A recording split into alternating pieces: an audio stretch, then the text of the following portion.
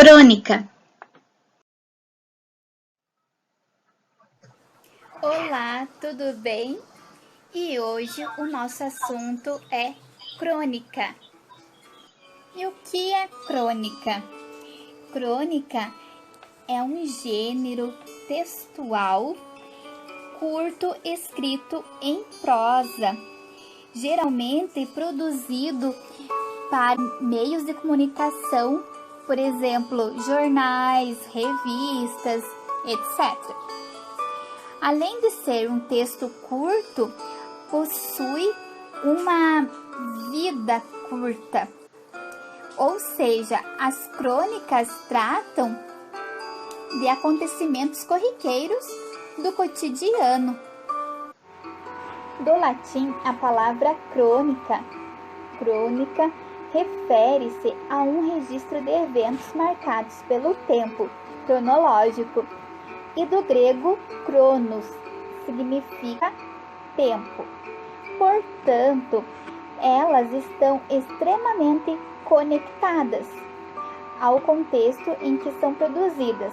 Por isso, com o passar do tempo, ela perde sua validade, ou seja, fica fora do contexto.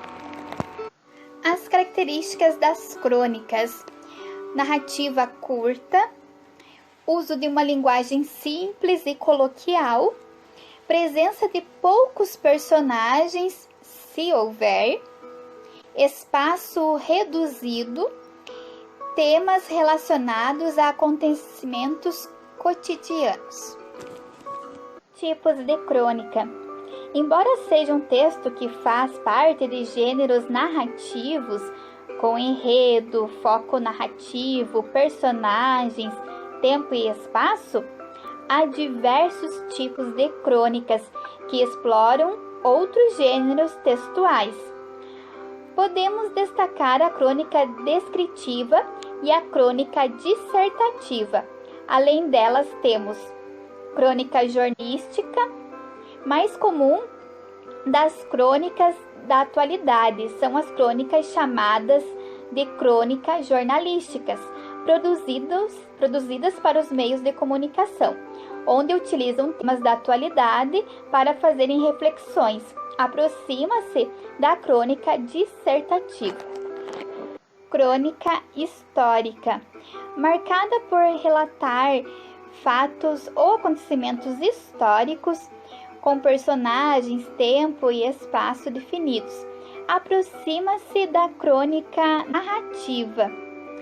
Crônica humorística. Esse tipo de crônica apela para o humor como forma de entreter o público e, ao mesmo tempo que utiliza da ironia e do humor como ferramenta essencial para criticar alguns aspectos, seja da sociedade, política, cultura, economia, etc. Importante destacar que muitas crônicas podem ser formadas por dois ou mais tipos. Por exemplo, uma crônica jornalística e humorística. Agora vamos acompanhar uma crônica de Carlos Heitor Coni, O Amor e a Morte.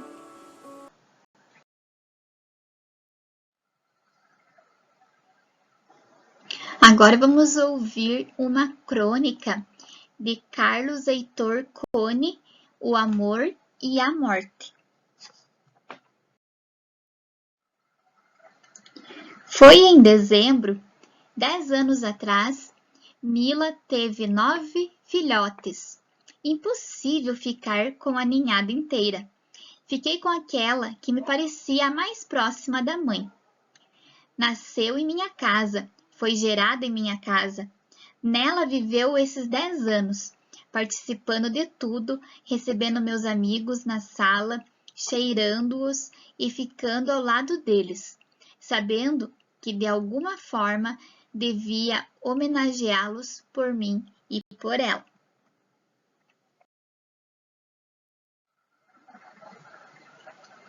Ao contrário da mãe, que tinha alguma autonomia existencial, aquilo que eu chamava de fumos fidalgos, como o Dom Casmurro. Titi era um prolongamento, o dia e a noite, o sol e todas as estrelas.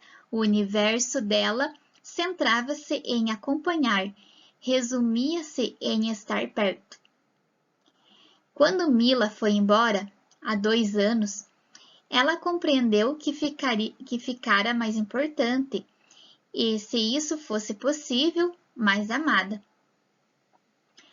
Escoou com sabedoria a dor e o pranto, a ausência e a tristeza, e se já era atenta aos movimentos mais insignificantes da casa, com o tempo tornou-se um pedaço significante da vida em geral e do meu mundo particular.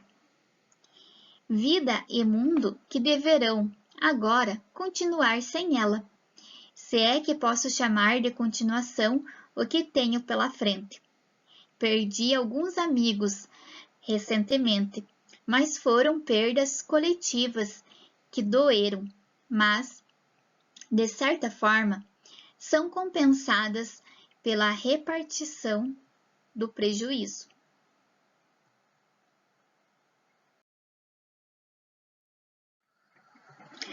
Perder Titi é um resto de terra arrancado de mim mesmo, e estou citando pela segunda vez Machado de Assis, que criou um cão com o nome do dono, Quincas Borba, e sabia como ninguém que dono e cão são uma coisa só. Essa coisa só fica mais só, nem por isso fica mais forte, como queria Ibsen. Fica apenas mais sozinho mesmo, sem ter aquele olhar que vai fundo da gente e adivinha até a alegria e a tristeza que sentimos, sem compreender. Sem Titi é mais fácil aceitar que a morte seja tão poderosa, desde que seja bem menos poderosa do que o amor.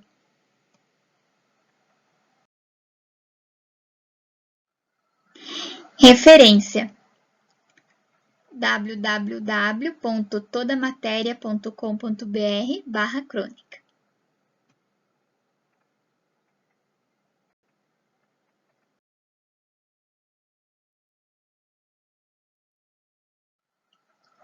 Obrigada pela atenção.